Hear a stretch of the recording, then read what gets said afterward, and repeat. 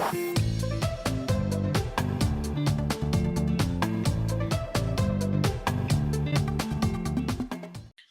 for those of you that don't know me, my name is Alisa. I am a consultant with LSAT Unplugged. I've been a course member for about 8 months now, and I'm also a TA. And I'm really excited to introduce the University of Maryland. The full name is Francis King Carey School of Law, Dean of Admissions, Jonathan Glick. Thank you so much for being here tonight. And I was wondering if you could tell us a little bit about yourself, your role with University of Maryland Carey School of Law. Yeah, sure. So my name's Jonathan Glick. I'm the director of admissions. So thanks for having me. I graduated from University of Maryland Carey Law actually back in 2013. Following my graduation, I worked at a law firm in DC for several years before coming back and working in admissions. So it's been beneficial because it's definitely given me the perspective, having been through the process as a law student or applying and then as a law student and then, actually practicing as well. So, it's allowed me to wear a bunch of different hats and lend my perspective from a bunch of different viewpoints. Wow, yeah, I can imagine. And especially, my follow-up question to that was how long you've been in admissions. It sounds like graduating in 2013, you've been in admissions in maybe the last few years. Yeah. So is it correct to assume that your time working in admissions has been online, all online thus far? So I've been in admissions actually for about 4 years now. So I worked in DC at a firm there for about 4 years, and then now have been in admissions for almost 4 years. So it's been a little bit of both, majority in person, and then obviously this last year has definitely shifted things to being a little bit more virtual and online. But our hope is beginning in the fall that things start to get a little bit more back to normal and a lot more in person happens. Okay, great. I hear you on the virtual. I definitely have a lot of questions concerning virtual, as what you might expect. But before I get ahead of myself, for anyone that's new to University of Maryland Carey School of Law, as far as I'm concerned, you're next to three major courthouses, really large national law firms. You're also close to government offices. So it's my understanding that the typical student that might be applying there might be interested in working on a national level. It sounds like you yourself worked in DC. Would you say that's the standard student? Is there an ideal type of student that applies to University of Maryland Carey School of Law?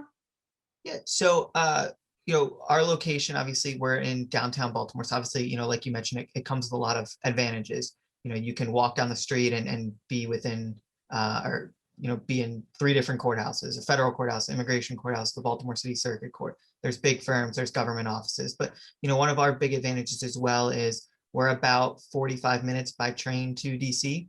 There's actually a train station. It's called the MARC train. There's a train that stops about 3.5, 4 blocks from the law school that goes just between Baltimore and DC. So it's very easy for our students to work in DC. So you're correct. So a lot of our students come to Maryland because they are interested in working for the federal government. They're interested in working in DC, working for nonprofits, NGOs. The DC Baltimore market is the second largest in the country. So there's certainly a lot of opportunities that come with that, no matter what your area of interest is. It's interesting that you talk about how large the market is and how many huge sort of opportunities there are surrounding and proximal to your school. But it's also my understanding that your school prides itself on having really small class sizes. So how might that work out? And I imagine it's maybe competitive to get into the school, but maybe also competitive to maybe land some opportunities while in the school. Can you speak to that? Yeah, absolutely. So I think a couple things.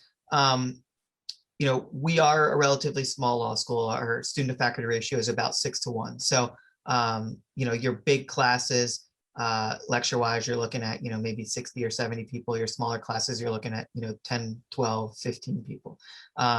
And so it is a smaller law school. And generally we do try to keep the incoming class size, a little bit smaller, because we really do emphasize getting to know one another, getting to know faculty, having that kind of community atmosphere, that community feel, and having that supportive environment. And certainly, being in a smaller school, it can encourage that and foster that. Now, obviously, the flip side of that is, yes, it can certainly be competitive to gain admission.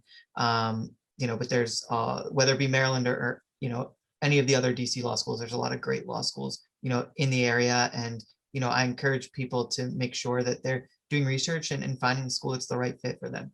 Some people really want a small school and they want that small school atmosphere. For other students, it's less relevant. So I think it's important to make sure that students find the right fit for them. Nice, absolutely. It certainly sounds like it. And I did have been wondering, and I know it's on a lot of people's minds right now about the sort of response to the COVID pandemic and how schools might be shifting back. And I heard you mention earlier, kind of like a quote unquote like going back to normal. So, in terms of that, and speaking to the COVID pandemic, have you noticed? Maybe I actually was watching an interview with you recently, and you mentioned that this is before the pandemic, you could see up to around roughly a number of like 1,000 applications per cycle. So I was wondering if COVID changed that, and kind of also with that question, uh, I think, now as our country, over the last few years, we've sort of collectively experienced a political like shift, like activity in terms of maybe the collective hive mind, you might say, as a nation, especially with our country and what's been happening. And then I think it's been amplified by the COVID pandemic. So I'm curious, and you said you've been working at admissions for 4 years and your school's proximity to government offices, has that trend as a nation kind of been reflected in the applicants that you're seeing? Yeah, absolutely. So I'll tackle your first question first. So certainly, I think there's been a rise in applications this year, not only for Maryland, but, everywhere. I think applications nationally are up about 30%. Applicants are up about 20%. And I think part of the surge is certainly due to the pandemic.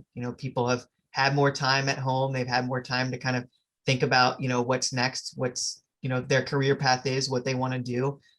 There's been more time to stay at home and study for the LSAT. Maybe it's something where somebody didn't have time with commuting and working and everything. The time to be able to study for the LSAT wasn't there, and now it's been there. So there's definitely been a increase in applications. And I think there were some people who also decided, hey, I didn't want to start law school online. And so there's some people who maybe waited a year to apply in the hopes that everything would be back to being in person. It's hard to predict whether that surge is going to continue.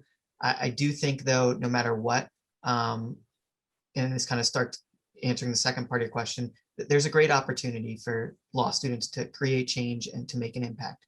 There's a great opportunity to do that as an attorney. And certainly, I read thousands of applications a year. And certainly, I've seen more and more applications from students who are interested in making a change at the policy level or making a change, at the individual level and litigating.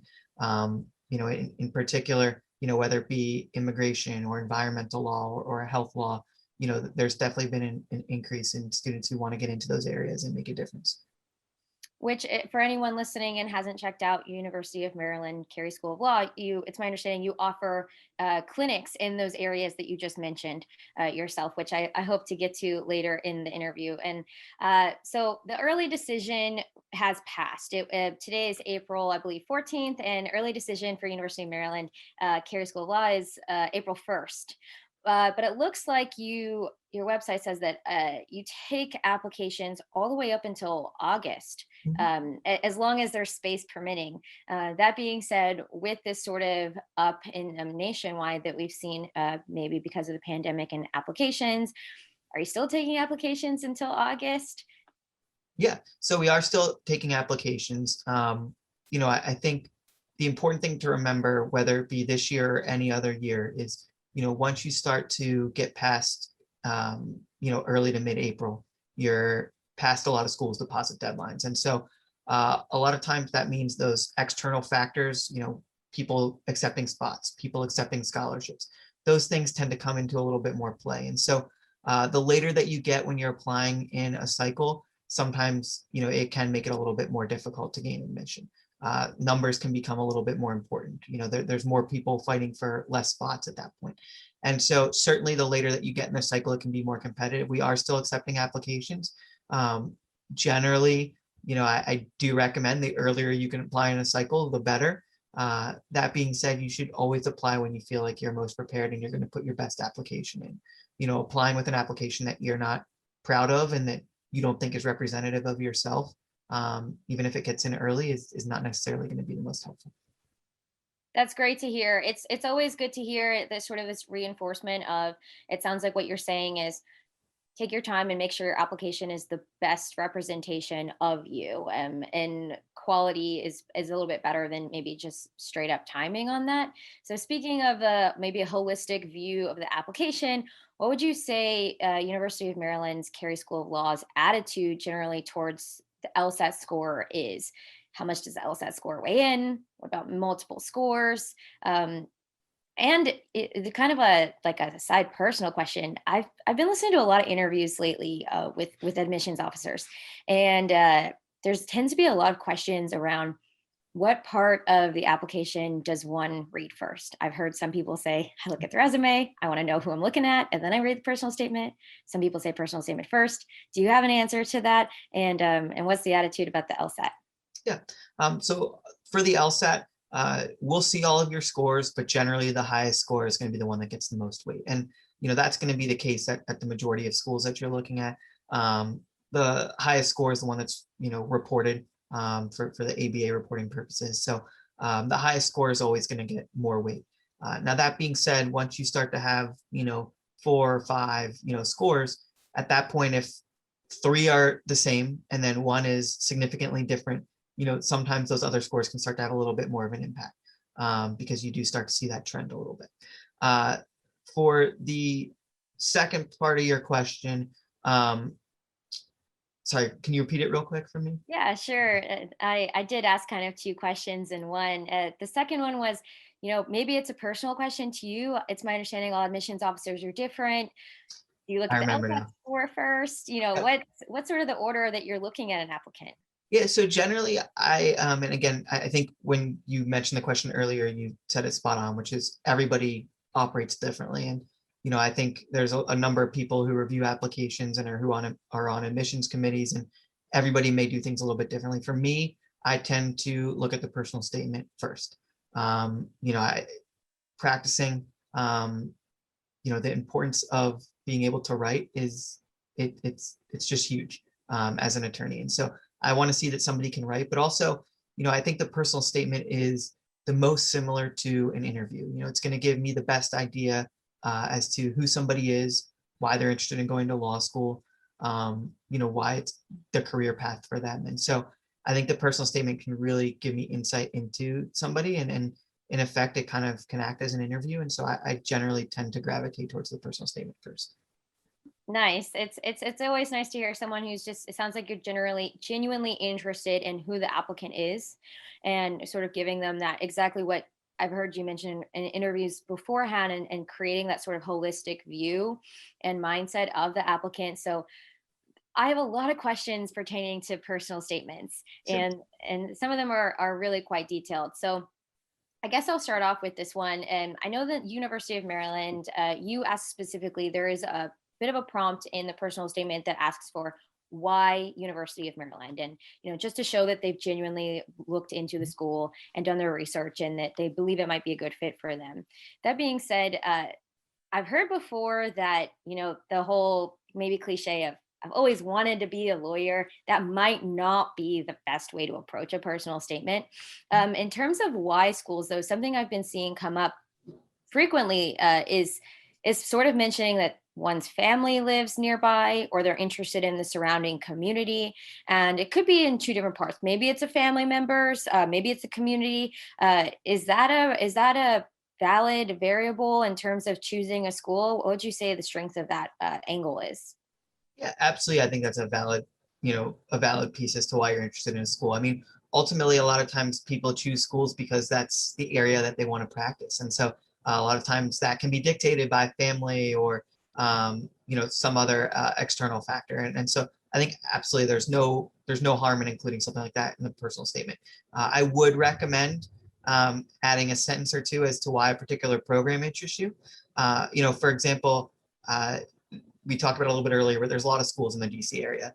And so, you may want to be in the DC area, and that's great to put that in your essay, but I want to at least have an idea as to, have you given thought about Maryland? Why would Maryland be a fit for you as opposed to, some other school, or maybe not necessarily as opposed, but why would Maryland be a fit to you, in this area? And generally, I think most of the why Maryland piece or why any school piece can be accomplished in a couple sentences or a paragraph at most. Remember, at the end of the day, we want to learn about you and why you're interested in law school. And, reading an essay about why Maryland is so great. Um, we're happy to know that you've done the research. We're happy to know that you're interested, but it's not going to tell us that much about you. And that's really what we're looking for. I think you bring up just such a fantastic point, and in terms of finding that balance of answering the prompt, but also making sure that you're treating it, as far as I'm mentioning, the applicant treating it like an interview where you have this opportunity to speak about oneself. I've had questions before in as a TA in Steve's course regarding how much, if I'm really passionate about this one clinic, and something that we've sort of brainstormed as course members is maybe being really passionate about a clinic is awesome, and it shows that you've definitely done your research. Being passionate about maybe a professor or something of their work, that's all great. We were sort of brainstorming ways of how to make it more personal and how to bring more of oneself into it. We landed on the idea of like perhaps bringing maybe like curiosity into the program, or like bringing up like maybe ideas of ways that you would want to contribute to the program. Do you think that that brings in a little bit too much of like ego of saying I would want to maybe contribute XYZ to this clinic? No, I don't think so at all. I think, for us, everybody at Maryland who's a full-time student is required to do a clinic. And part of the reason for that is, there's such a need for attorneys and there's such a need for public service. And we want our students not only be involved in the law school community, but to be involved in the broader Baltimore community. And so, we're always looking for students who want to make an impact and who want to make a difference. And so I don't think mentioning where you'd like to be involved is presumptive. I don't think, it's anything like that. I think it's, I think it's great that you've given thought to how you could be involved in the school and how you can make a difference. So I think that's a great way to link it. And ultimately, I think students want to link, the why they want to go to law school piece with the background piece with the why the school is the right fit. If you can weave those three things in together, generally it's a pretty strong personal statement that flows and kind of has that cohesive theme. Wow, really powerful. That's something we've all been grappling with, obviously, ourselves, of how to strike that balance. And I actually wish I can have what you just said just on recording and just kind of like play it out loud to myself. So thanks so much for answering that. I have a question here.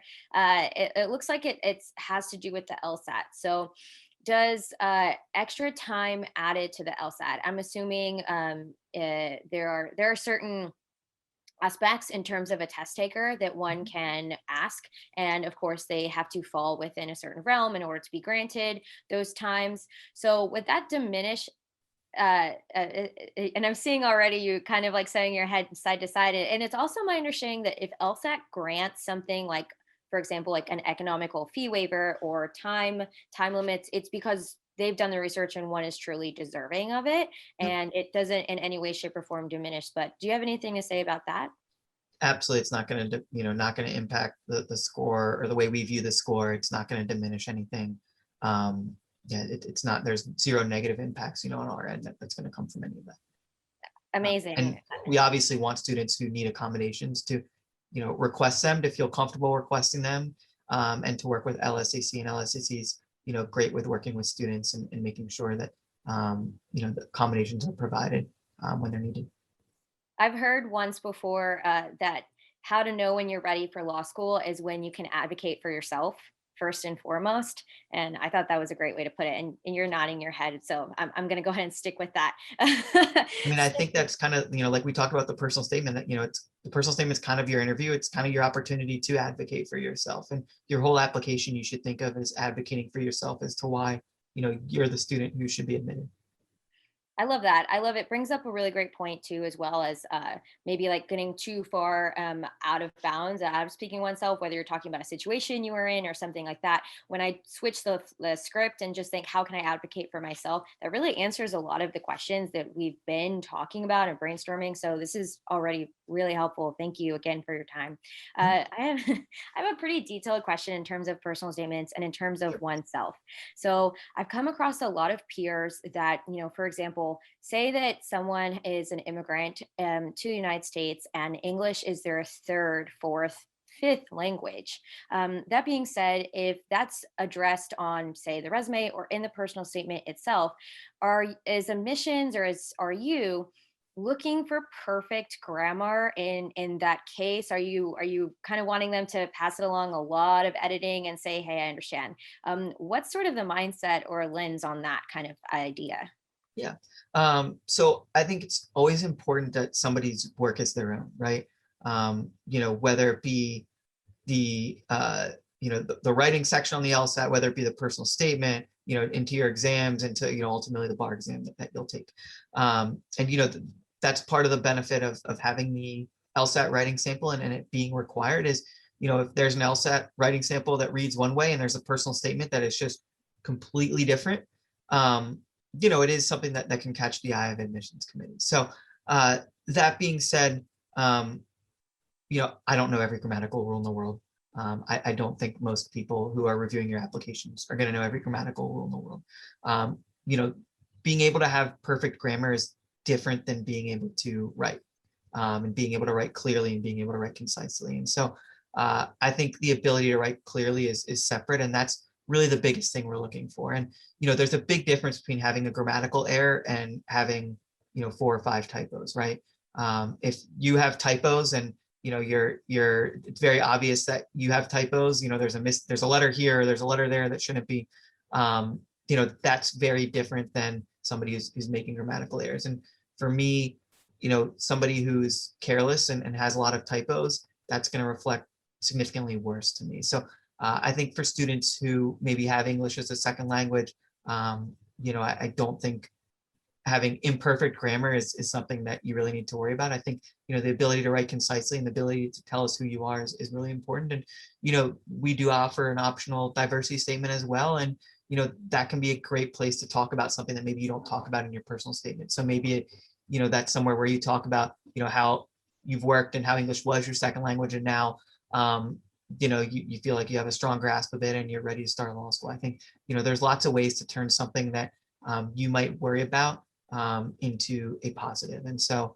I think there's just definitely ways that you can explain something in your application that maybe you're a little bit nervous about. Wow, this is incredible. These are such golden information. I'm excited for anybody else who gets to hear this recording, especially in terms of just taking something. It sounds like for you and for admissions officers, thoughtfulness, like being clear minded and direct and intentional is one of the most important things that you can bring to an application, and everything else is just an opportunity to maybe just talk about yourself and about who you are. That's kind of what I'm picking up on. I have another language question. I hope you don't mind. Actually, it's so I'm a Hispanic woman, and personally, I was raised with a mindset that in order to look professional, I had to stay strictly in one language. And it's my understanding that a law school application is an opportunity for me to be a little bit more on the polished side. Uh, I've been reading a lot of essays and a lot of writings about how the representation of Congresswoman AOC has sort of been tilting the mindset just a bit. She will be in formal interviews and she sometimes lets a Spanish word slip in order to convey a certain idea that maybe she just can't in English. And I've been seeing actually in some of the course, somebody might use a Spanish word here or there in order to convey an idea. And it might not be in a completely thing, but just one word or two. Is this doable? Do you think that slipping something in like this in order to give more context into one's true background, do you think that it's possible and still look polished? Absolutely, I think it is. I think ultimately we want to know who you are, and that's that should be kind of the overarching thing that you're thinking about. I know a lot of times people tend to read blogs and Google what's the perfect personal statement and then find a template and think, okay, let me go with this. And that's generally, or tell us what they think we want to hear. And that's generally not what we want to see. We want to really get insight into, who you are. And so I think absolutely, switching languages to convey the importance of something, or to really put an emphasis on something. I don't think there's any problem with that whatsoever. The thing that you want to avoid is, you still want it to be an essay, right? So, you want to avoid like writing a poem, or, going with really some like abstract form of writing generally, but slipping in, a couple words, whether it be Spanish or any other language. I think there's zero issues with that. And I think it just can give us more insight into you and your personality and what's important to you. Wow. It's incredible. Yeah, I agree. I think it really could bring in. I know that in the prompts for University of Maryland, it talks about really getting to know the applicant, and so done correctly, it could really showcase who someone is as a person. And it's honestly so amazing to hear from someone that a word here or there doesn't completely dismantle all sense of professionalism. So that's It's not going to negatively impact whatsoever. I mean, we want students to be descriptive in their writing too, and a lot of times, it is descriptive, right? And it's giving us more insight and more detail in that manner. wow, incredible. Thank you. I have one last question on personal statement, and I'll see if anyone else has it, and then I promise I'll move on. There's so much more to talk about. In terms of having a JD is valuable, and it can be valuable for a lot of different areas of life. You've touched on that yourself, in terms of the clinics and different kinds of clinics. There's a lot that one person can do in terms of their work when they leave school. Is it a faux pas to write in the personal statement that one might not be intending to be a lawyer whatsoever, but maybe utilize their JD for something that could make it more helpful to have a JD, whatever that may be? What are your thoughts on that? Yeah, I don't think it's a faux pas at all. I think because of our proximity to DC, we have plenty of students who come in interested in policy, interested in working in policy or working in politics. We have a specific congressional and legislative externship program.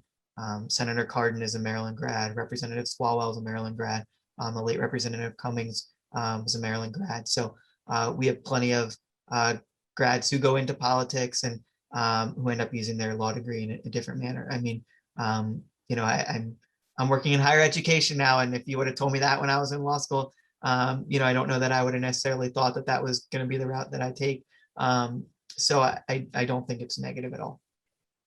It's so fantastic to hear that. Thank you so much. It's really a blessing. You should see us sometimes in these rooms, like wondering and figuring out. And I'm sure that we can always reach out to admissions as well. It's something I've heard a lot of people say. Do you prefer a certain way for people to reach out? Is there maybe like a bad way to reach out in terms and a best way to reach out? I don't think there's, I don't think there's really a bad way. I guess, making a demand like, hi, Jonathan, send me, please call me. I'd like to discuss your application. I think, you want to be friendly and but other than that, I really don't think there's a bad way. I think generally sending an email, introducing yourself, saying that you'd love to, set up a time to talk, or saying that you have a couple questions, and asking the questions over email. I think that's the best way to go about doing it. Fantastic. Thank you so much for answering that. So I'm going to move on to another part of maybe like the application process, Sure. which is the interview, which doesn't happen for everyone. It's only for certain candidates.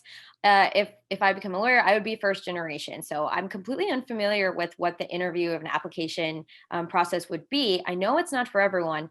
Who is a good candidate for an interview? What should one prepare for that, and what should one expect? Yeah. So I think, in large part, it depends on the school that you're looking at. Some schools have very rigid and strict interview programs. Some schools do group interviews. Some schools do, interviews individually. At Maryland, we can request interviews. We have requested interviews. I know this year, we've interviewed a bunch of students. In order to prepare, I don't think I think the first thing to do is just breathe. I think a lot of times people come into the interviews just terrified. And, I feel pretty confident that if you talked with any students who I interviewed, they would tell you it was far, far, far from a terrifying experience.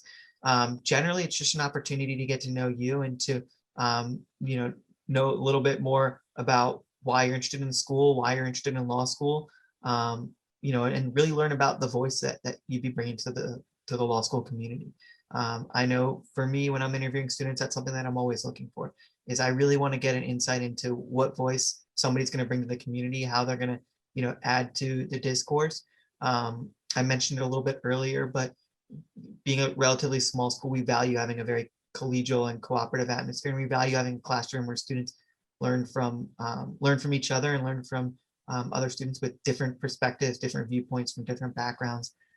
Last year, our incoming class, the age range was 18 to 59. So we had people literally all over the map in terms of experience. And so I think just, coming into it, being confident, feeling like you're ready to talk a little bit about the school and ready to talk about yourself is the best thing that you can do to prepare for an interview. Nice. It sounds like just having a sense of oneself too, and just having that confidence in oneself. It sounds kind of cheesy, but someone once told me that the best cure for nerves is just preparation. Being ready to be talking about the school and talk about yourself. It sounds like it's an easygoing process, and I'm like, what? You're not terrifying to speak to? Who would have thought? Yeah. So that sounds like it was a really great, just clear way to just gain clarity. And I think, Maybe. yeah, and I think too, like, having a story ready, having something that talks that you can say that really is descriptive about yourself. If you have a story ready, that's great. It's fine to write down a couple bullet points and have them up. I will say, just be careful. There are times when I know somebody's written out an entire answer and I can see them staring at a different part of their screen and reading the answer. It's okay to be prepared. I think it's great to be prepared. I think, it's better to have a couple bullet points written out so you're not in a situation where you're reading word for word, because, it can come off as a little bit less organic. So I think, preparing is really, really important, and, preparing the right way is important too. You bring up a really fantastic. So I assume from for somebody reading off a screen, these interviews you've been doing are virtual, Mhm. maybe online and whatnot. Were they virtual before COVID? Will they continue to be virtual? And have there been maybe sort of like mistakes that hasn't happened when something's in person? Like or is there kind of like something that has popped up that's been new that maybe people should be aware of now that we're moving online? So are you planning to stay online and for interviews, and what kind of mistakes have been popping up now that we have been moving online? So for interviews, there are a significant number that do take place online. We never want somebody to feel like they um, can't interview because they can't, fly to Baltimore and interview, right? So in the past, a lot of interviews have been online. That was certainly the case this year. Um, Schools are going to vary. There are some schools that have in-person interviews and they'll have different representatives in different cities and stuff like that. I think the one big thing that I've noticed sometimes on Zoom with interviews is sometimes people don't turn their cameras on. And I think that, you know, it can negatively reflect on somebody, right? You don't, I know for me at least, the last thing I want to do is just stare at myself talking, for a 20-minute interview. I want to at least see that I'm talking to somebody. So I think, that's something that I've noticed, come prepared, in the sense that you're dressed appropriately and ready to, put yourself on camera and ready for an interview. Is it, the same thing as a job interview where you're going to be sitting in a room with four other people? No, but at the same time, you want to make sure that you're ready to go and that, you're able to make eye contact with the person, or eye to screen contact. I don't know what you call it on Zoom, but, that you're able to see the other person and have that, more intimate conversation. I think you bring up a fantastic point in terms of like maybe something that not all of us have learned in school. I know I was never taught like what is online like appropriate in terms of like camera being on, camera being off. I know that, for example, I might be afraid that a dog would walk in, or like maybe somebody will walk through the frame. But it sounds like just setting aside respect for the time frame, in terms, it could go a long way, Yeah. and have a bigger impact is what it sounds like. And I have a dog. I have a little 10-month-old. I could care less if a dog is walking behind you on the screen. I'll probably ask you the name of the dog and ask you what kind of dog, and I'll go off on the tangent at that point because I love dogs. But so none of that stuff, is really, relevant, in terms of it being negative. I think, just turning the camera on, and not wearing a t-shirt is probably the only step that you really need to take, from Yeah. that point of view. It's really great to hear you say that. It sounds like it's perfectly in line with what you've been saying about University of Maryland, Carey School of Law, in terms of that personal connection. You have smaller class sizes, you're interested. I mean, everything you've set up into this point is you're genuinely interested in the person and who you're bringing into your program. It's a smaller class size. There are many schools in DC, so you want to know why someone is interested in that one specifically, maybe not just like, hey, I just want to land in DC. Maybe you're looking for someone who's just thoughtful and passionate. So everything you're saying, including turning on the camera, it just kind of is coming back to that sense. Would you say that? Yeah, I think so. I think we really want to get a sense as to who you are, and I think that's really I know it sounds cheesy, and I know it sounds silly, but it really is the most important thing is just getting that sense as to who you are, and um, why you're interested in being in Maryland. But I think even more than the why Maryland piece, because you know ultimately, and we know that students know, but part of our job is to tell you why Maryland's a good fit for you, right? So even the why Maryland piece is a little bit less important than the just really telling us who you are, and why law school is the decision for you. A lot of times people go to law school because they want to make change and they want to make an impact, and I think that's fantastic. And I think just being able to expand on that, and let us know why law to make that change, right? Why there's a million things you can do in this world to make change and to really make an impact. And so I think just giving us insight into who you are and what the next steps in your career are, I think is the best thing. You're touching on something that I actually wanted to ask in terms of you brought up in terms of the interview, making sure that you have something you could say about yourself, whether it's a story that directly maybe reflects who you are as a person, in terms of the essay, the personal statement, and the application as a whole. Does one have to have something intense happen to them in order for it to be profound enough to want to go to law school? Absolutely not. I think there's a lot of times there's this misconception, like, I have to have rescued a dog out of a burning building and then be able to write about that. And then, law school's gonna be like, oh my gosh, this person is just amazing. I have to admit them. Now, it's not to say, hey, if you've overcome something, if you've, dealt with something traumatic, that you should ignore that. Cause I think, those types of things do give insight into character and your ability to adapt and handle difficult situations. But I don't think they're necessary, at all. One of my favorite personal statements that I read was somebody who had been working, at a job they weren't passionate about, just called a 9 to 5 job basically.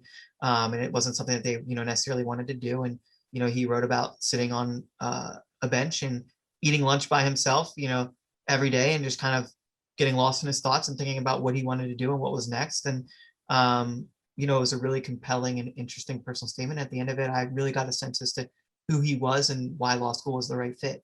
But in the abstract, if I sat down and said, okay, this was an essay about somebody sitting on a bench eating lunch, I mean, that topic does not sound like the most exciting in the world, right? So I think the quality of your writing can be really important. And I think being descriptive in particular in those first couple sentences is really important. Draw the reader in. I always tell people, don't tell me, show me. Be descriptive and in your writing in those first couple sentences that will really make the reader wonder, okay, what's going to happen next? And you can do that, regardless of what the topic is.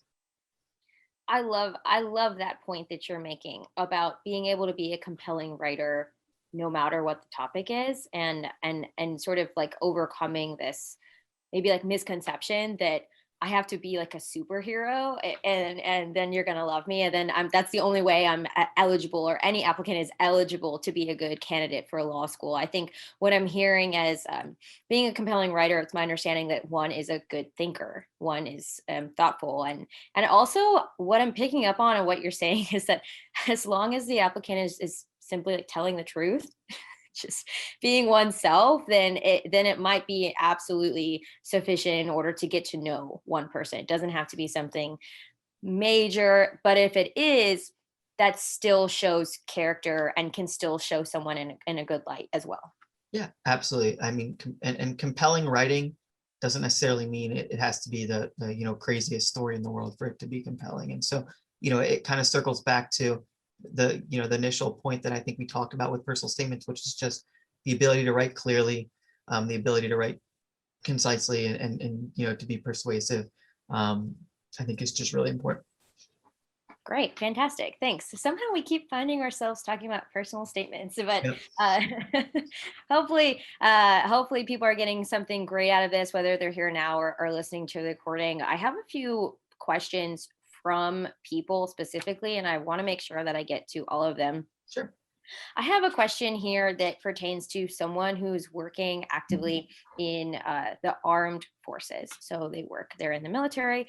So they have said here, for students in the reserves, National Guard, armed forces, who may be wanting to make a switch into careers or getting their JD, say, for example, they have these mandatory trainings that last throughout the summer that can last for months at a time. If somebody is in the armed forces and they have a training that overlaps with the first 2 weeks of, say, for example, the law school's first fall semester, is that a complete non-negotiable? How would one navigate that? And is admissions the right platform to reach out to about sort of that issue? So usually what the students want to do is, they'd want to talk to admissions, and admissions may be able to answer. It may also be a question, for student affairs, because, generally in student services, generally once you start, you kind of shift from admissions being your point of contact to student affairs, and student services being the point of contact. That being said, the big requirement for the ABA is that you have to graduate from law school within 7 years. If that means that, you have to take a semester off here or there, or something like that happens, you'd work with student services, and they'd work on the ability to request leave for a semester or do something like that. Missing the first couple of weeks, we've had students who have missed the first couple of weeks before. It really just kind of depends on the circumstances, and individually, it really does vary. Everybody's situation is a little bit different. So I encourage everybody to just be transparent, have a conversation. What's the worst that's going to happen is they say, this isn't feasible, and that's the ultimate worst thing that can happen. But generally, there is some flexibility a lot of times with schools. I love the answer that you bring up about creating sort of just like solutions in terms of per semester, and that 7 year window in terms of the ABA requirement. I think that hopefully brings relief to a lot of people, whether they're in the armed forces or if they have another specific situation, which could be just as relevant. I have another few questions here. It seems we have someone asking about how strong the focus on immigration law specifically is at University of Maryland, Carey School of Law. Yeah. So we do have a pretty strong focus in immigration law. We have an immigration clinic, and we actually just received a very significant gift and funding. So we're actually in the next year going to be opening a whole new immigration center as well, and a second appellate immigration clinic. So, by the end of next year, we'll have 2 immigration clinics and an immigration center. We're also, I mentioned earlier, we're 3 blocks from an immigration courthouse in Baltimore. I think I want to say there's like 52 in the country. Don't quote me on that. So there's not one in every city, obviously. So there's definitely lots of opportunities. And one of the unique things in our immigration clinic is at Maryland, just generally, there's in the state of Maryland, there's a law that allows students to practice on their professor's license. So in our clinics, you're working on real cases with real clients. You're the one who's responsible for handling everything. And so in our immigration clinic, you'll have real cases, you'll have real clients, Students are the ones in court, they're the ones drafting pleadings, drafting motions, representing clients. And so you have all those opportunities. And generally, in our immigration clinic, students typically handle at least one removal proceeding. So it could be an asylum case, it could be for an individual, it could be a custody case, it could be a visa issue. There's a lot of different avenues that um, that students will represent individuals through that clinic.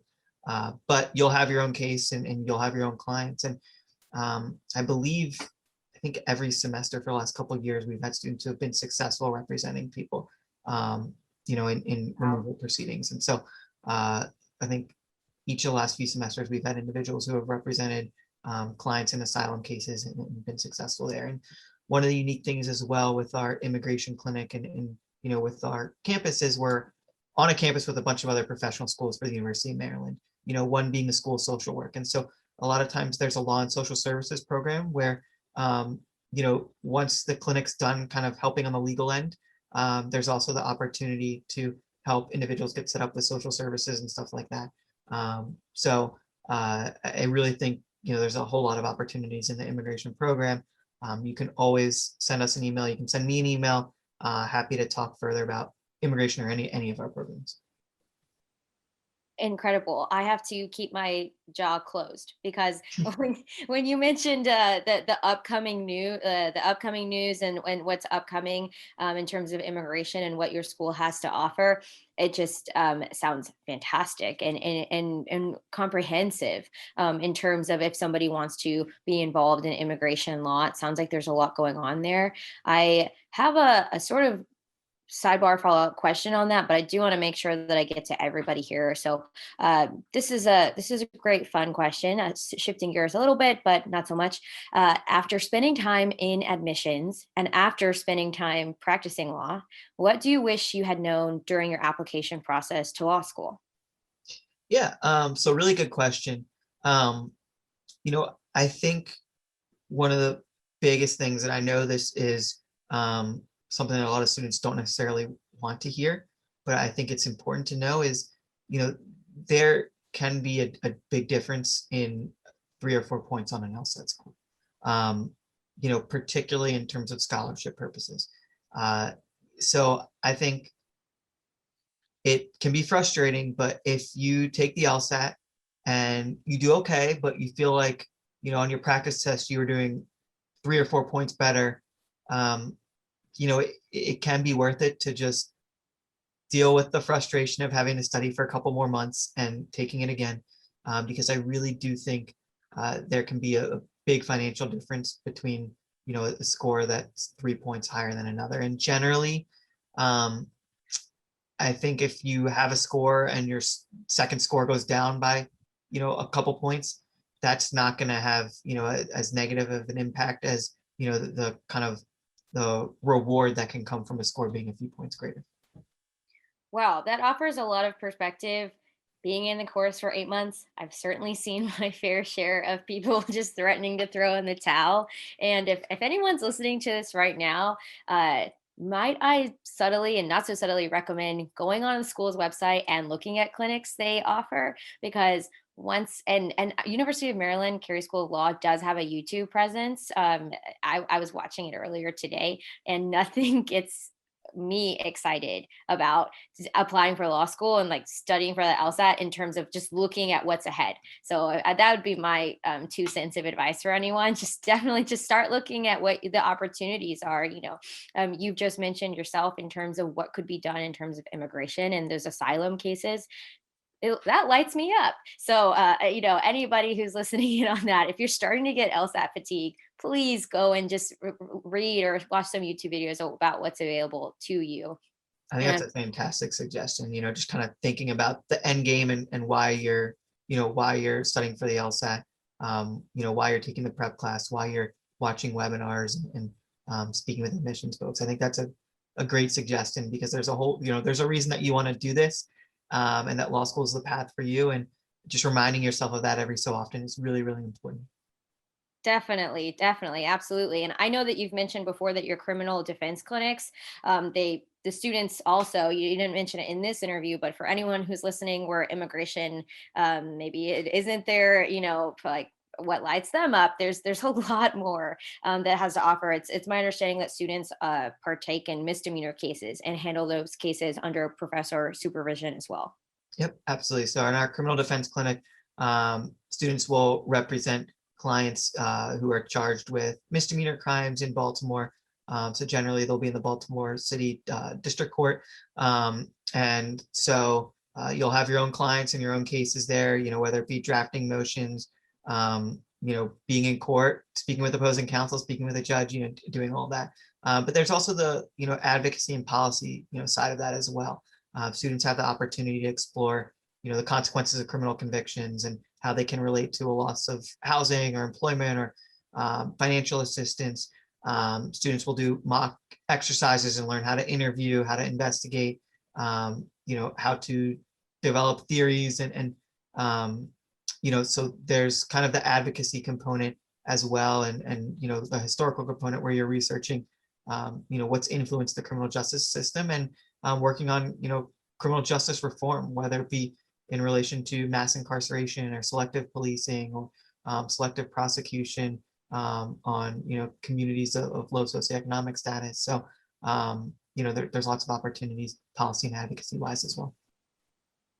Incredible. Absolutely incredible. And I'm sure with the smaller class size, everything that you just mentioned, somebody can get really, really involved in it. I'm sure it can really take someone far in terms of their involvement. I have another question from somebody else in here, and I'm really happy that you're here, and thank you again.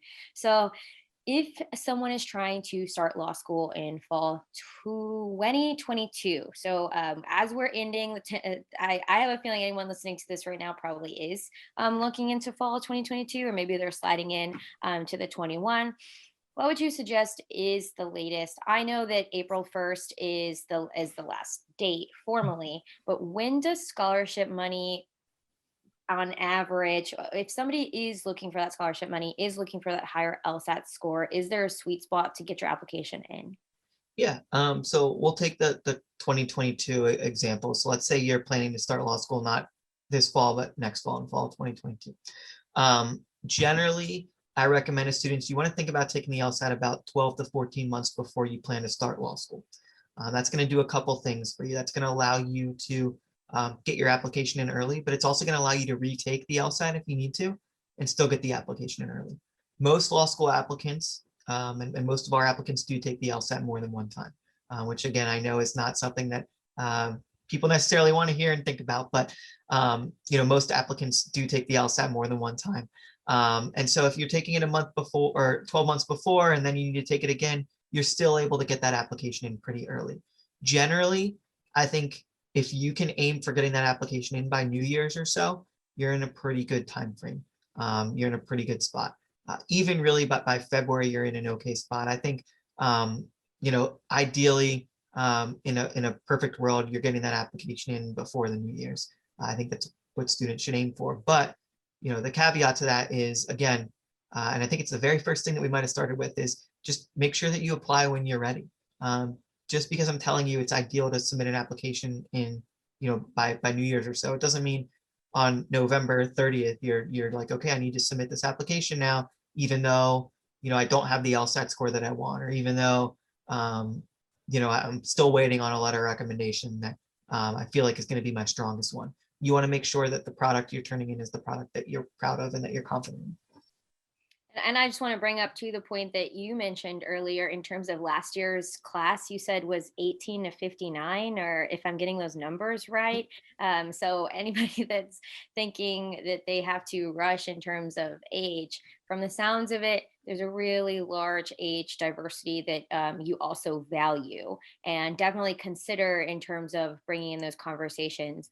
One question in terms of timing, and I know it is a delicate balance to figure out application and transitioning to law school, which law school tends to be a full-time job. I know you also offer part-time. Um, One final question in terms of the application is something we didn't get a chance to get to today is the resume. And say, for example, like COVID-19. it was national, and it was pandemic. So gaps, odd jobs, pizza delivery drivers.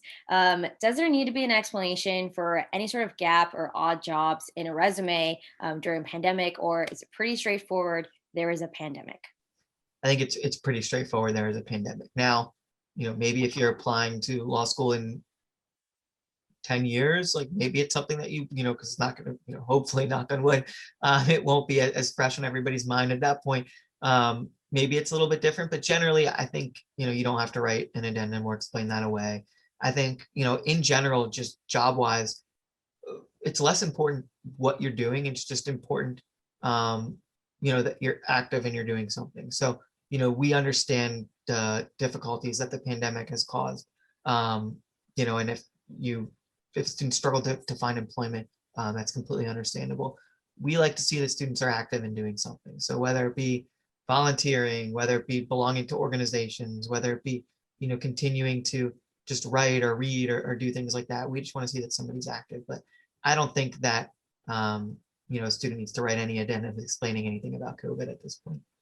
That's a fantastic to hear, and I just got some messages in the chat that was on people's minds, and they're so grateful for your answering that. I know me myself, I have been a pizza delivery driver, so if anybody is listening to this and is worried about their employment or worried about anything, I'm sitting here and I'm doing this interview and I'm just fine. So I hope that inspires other people.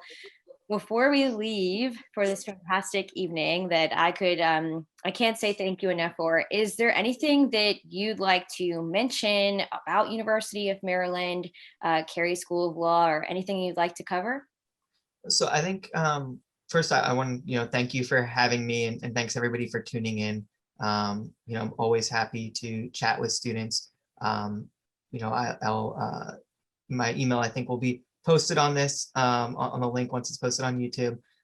You can find me on our website. You can find my email very easily. I'm always happy to connect with students and chat individually. I think we covered a lot about Maryland. It's a really great place to be. I think I would have a hard time doing my job if I hated my experience when I was at Maryland. I think, you would tell pretty quickly that I was being disingenuous, but I think there's advantages to being in a smaller school, and there's advantages to being in a smaller school in a big market, and being in the DC area. There's just so many opportunities that come with that. And, being in a smaller school, we have a pretty tight, student network. We have a pretty tight alumni network. A lot of the faculty members from when I was in school, and I'm not the best person keeping in touch. That's definitely not, it's something that I work on, but it's not my strongest suit. But I think, a lot of, when I came back, a lot of faculty members, knew who I was, remembered who I was.